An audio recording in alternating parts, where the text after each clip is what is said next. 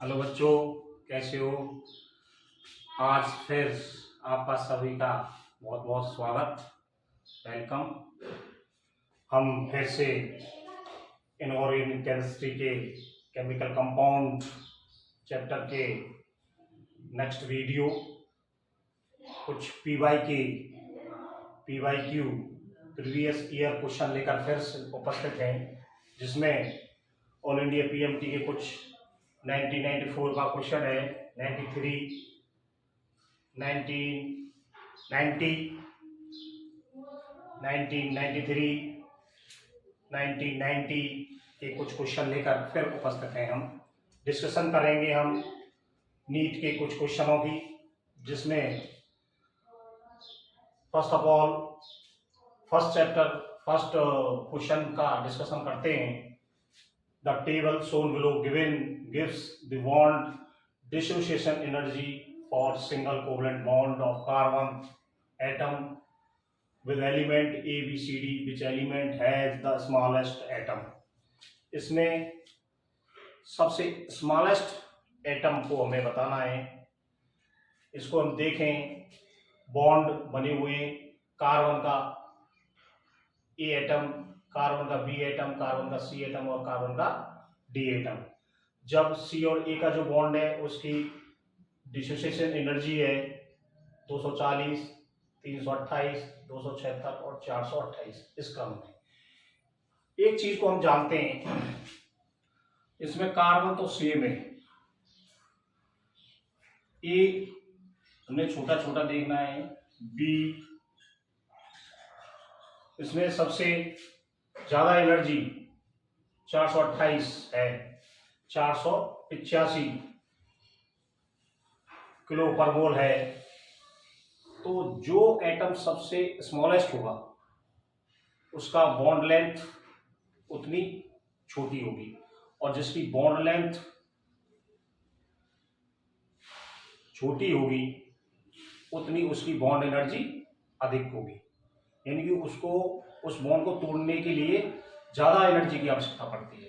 तो बच्चों मैं बता दूं, स्मॉलेस्ट यदि एटम है तो सीधी सी बात है उसकी बॉन्ड एनर्जी हाई होगी। अब इसमें हम देख सकते हैं बॉन्ड एनर्जी हाई किसकी है, 485 किलो पर मोल हमारा डी एटम कार्बन से जुड़ा हुआ है। कार्बन तो यहाँ समान है सभी में, यहाँ पे भी कार्बन है, यहाँ कार्बन है, यहाँ कार्बन है और कार्बन है। एबीसीडी में हमें देखना था, एबीसीडी में हमें देखना था कि कौन सा आइटम सबसे छोटा है।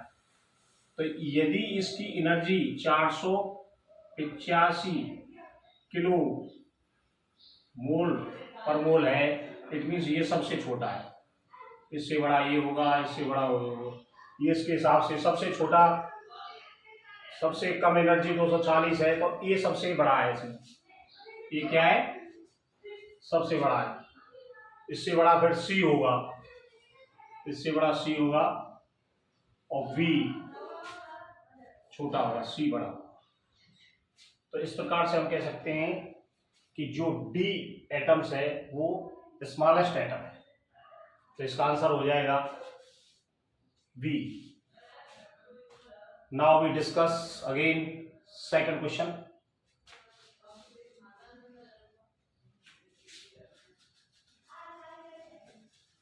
Second question, which of the following is the correct order of the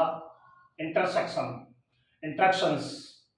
यानी कि सही ऑर्डर हमें बताना है कि कौन सा जो फोर्सेस है सबसे स्ट्रॉन्गेस्ट है। अब इसमें हम देखें, पहला ऑप्शन कोवेलेंट सबसे कम, फिर हाइड्रोजन बॉन्डिंग, फिर वान डेर वाल्स और सबसे ज्यादा डाइपोल डाइपोल। बच्चों इस चीज को हम शुरुआत से ही पढ़ते हुए आए हैं। हम जानते हैं वान डेर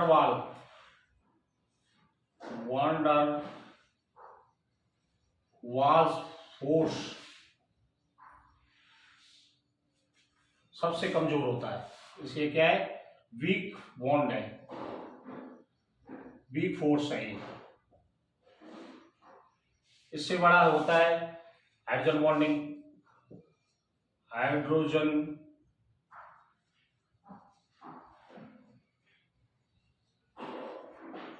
हाइड्रोजन बॉन्डिंग और वैन डर वाल्स बॉन्डिंग, ये क्या है, मॉलिक्यूल्स के अंदर पाए जाते हैं। इससे ज्यादा मजबूत होता है dipole dipole movement, dipole dipole dipole dipole force. और सबसे बड़ा स्ट्रॉन्गेस्ट जो फोर्स है वो कोवलेंट कोवलेंट कोवलेंट फोर्स या अट्रैक्शन, कोवलेंट अट्रैक्शन सबसे ज्यादा है।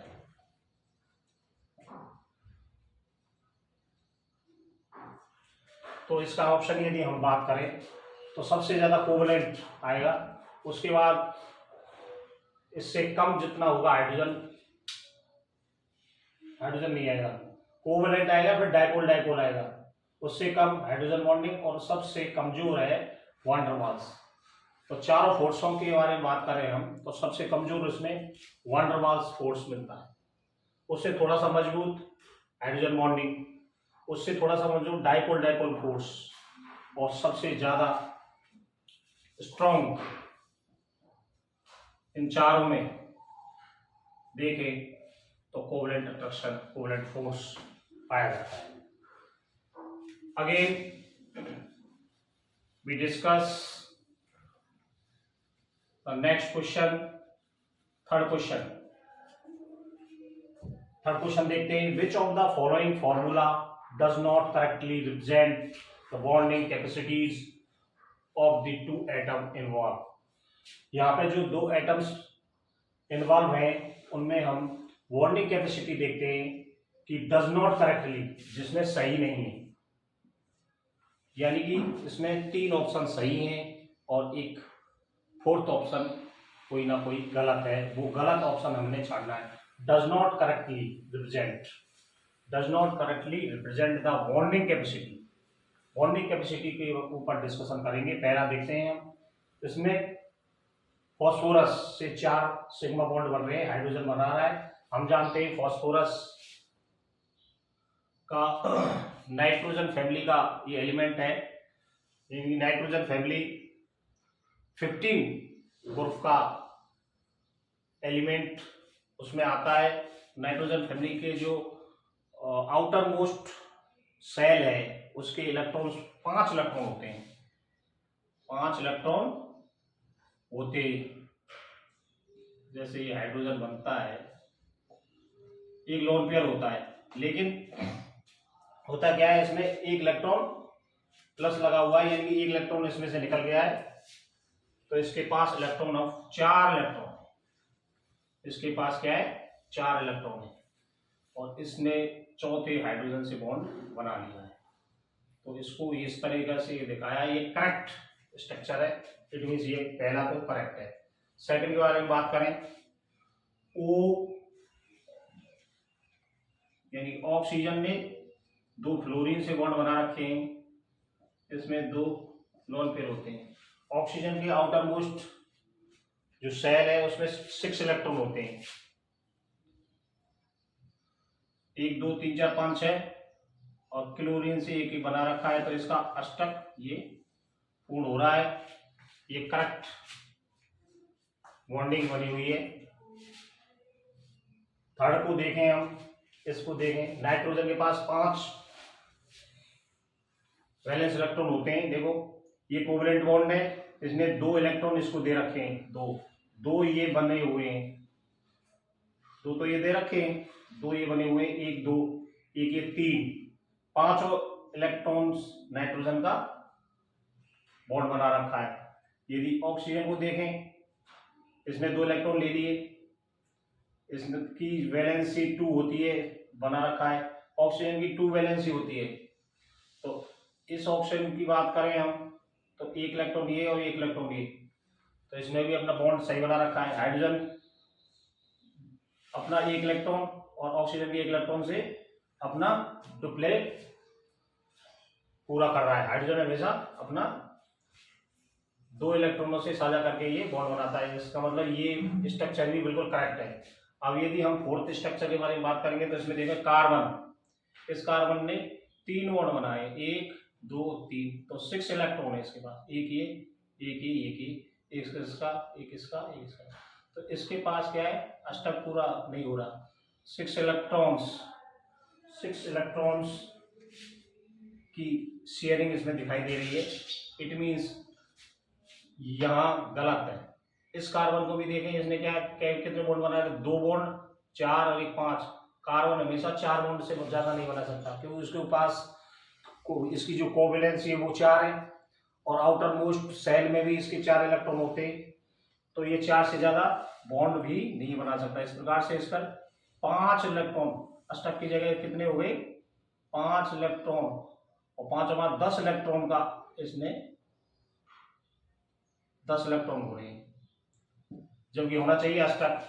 इस कार्बन का भी अष्टक पूरा होना चाहिए, इस कार्बन का भी अष्टक पूरा होना चाहिए। यहाँ इस कार्बन के 6 इलेक्ट्रॉन हो रहे हैं, इस कार्बन के एक्सपेंड हो गया, इसमें क्या है, इलेक्ट्रॉन ज्यादा हो गए 8 से, तो इट मींस ये जो स्ट्रक्चर है ये रॉन्ग स्ट्रक्चर है। इसका जो सही answer does not correctly represent, ये डज नॉट करेक्टली रिप्रेजेंट कर रहा है, ये गलत रिप्रेजेंट कर रहा है। ठीक है, हम अगले क्वेश्चन पर आते हैं। Which of the following does not apply the metallic bond. देखो मेटेलिक बॉन्ड के बारे में बात कर रहा है। मेटल जब बॉन्ड बनाते हैं तो उसमें कुछ इस प्रकार का स्ट्रक्चर रहता है। मेटल कुछ बॉन्ड बनाते हैं तो इस प्रकार से बॉन्ड बनता है। इसके न्यूक्लियस, सेंटर में न्यूक्लियस रहता है मेटल के, और इलेक्ट्रॉन इस टाइप से घूमती रहते हैं। सी ऑफ इलेक्ट्रॉन होते हैं।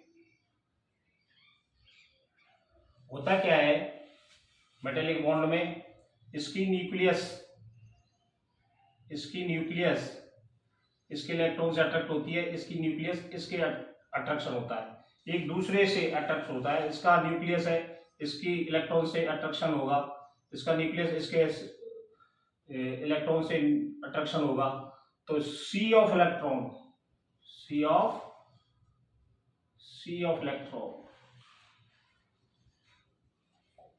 देखने को मिलता है।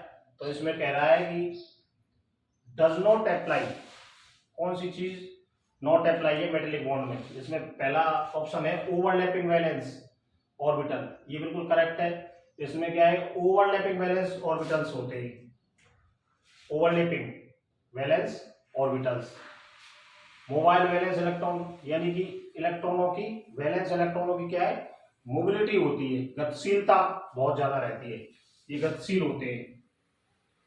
ये जो इलेक्ट्रॉन है क्या होती है, गतिशील, घूमते रहते हैं। सी ऑफ इलेक्ट्रॉन्स, इनका क्या है, तैरते हुए इलेक्ट्रॉन्स होते हैं। थर्ड ऑप्शन देखा जाएगा डिकोलाइजेशन इलेक्ट्रॉन्स, इलेक्ट्रॉनों का डिकोलाइजेशन होता है, डिकोलाइज्ड होते हैं, यानी कि लोकलाइज्ड नहीं होते, डिलोकलाइज्ड होते हैं, यानी कि इलेक्ट्रॉन एक जगह स्थित नहीं होते, विस्थानीकृत होते हैं, इलेक्ट्रॉनों का गतिशीलता होती है। तो ये भी सही बात है, सी। हाईली डायरेक्टेड बॉन्ड, मेटल के बीच में जो बॉन्ड बनते हैं डायरेक्शनली नहीं होते, नॉन डायरेक्शनली होते हैं, इनकी कोई दिशा नहीं होती, चारों तरफ से घिरे हुए होते हैं। मेटल में क्या है, चारों तरफ से इलेक्ट्रॉन्स घिरे हुए होते हैं, तो ये रॉन्ग है। इसमें हाईली डायरेक्टेड बॉन्ड, यानी कि इसमें कोई दिशात्मक रूप से बॉन्ड बनते हैं, ये गलत बात है। इसमें दिशात्मक नहीं होता, अदिशीय, यानी कि बिना दिशा के इलेक्ट्रॉन किसी भी दिशा से अट्रैक्ट होते हैं। इनमें फोर्स डेवलप होता है, इलेक्ट्रोस्टैटिक फोर्स, इलेक्ट्रोस्टैटिक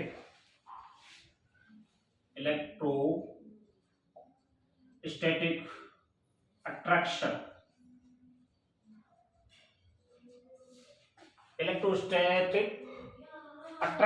डेवलप होता है मेटल के अंदर। तो इसमें कोई डायरेक्शन नहीं होती, इसका आंसर डज नॉट अप्लाई में ये चौथा ऑप्शन है, D. Next question, arrange the following compound in increasing the solubility of chloroform। Chloroform solubility देगा CH Cl3। ये क्या है? कोवलेंट कंपाउंड है, कोवलेंट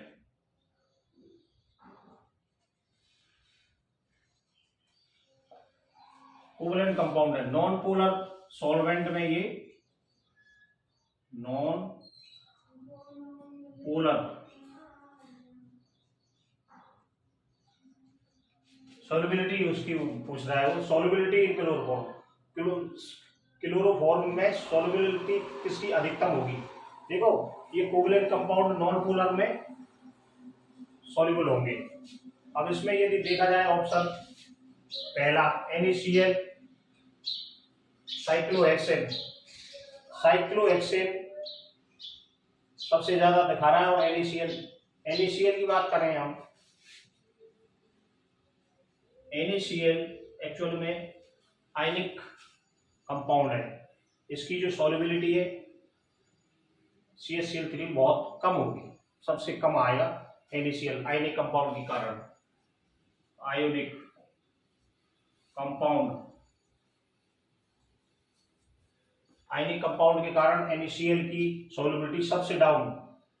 देखो सबसे डाउन A और C ऑप्शन में, तो ये ऑप्शन तो है ही नहीं, A या C होगा। अधिकतम की बात करें साइक्लोहेक्सेन की सॉल्युबिलिटी सबसे ज्यादा है, तो दोनों ऑप्शन को बात कर रहे हैं इसमें।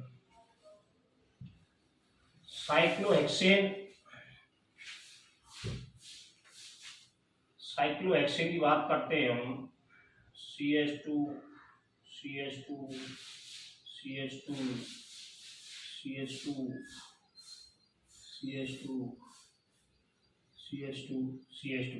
साइक्लोहेक्सेन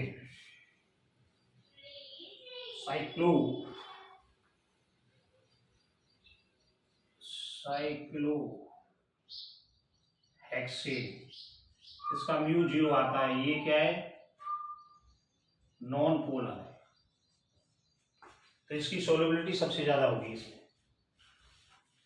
ये क्या है? नॉन पोलर कंपाउंड है साइक्लोहेक्सेन, तो इसकी सॉल्युबिलिटी जो है सबसे ज्यादा इन दोनों में होगी।